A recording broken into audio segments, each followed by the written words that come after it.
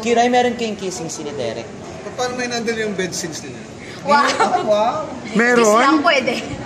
Meron! Merong kissing ina. Pero yung At kissing hindi scene, lang isa. Oo. Isa lang. Hindi lang nga isa. Pero naka-double daw yun, hindi daw ikaw talaga. Nanay ko po ang nag-double sa akin. Talaga nga naman, uy, makakiss lang ako kay Derek, okay na.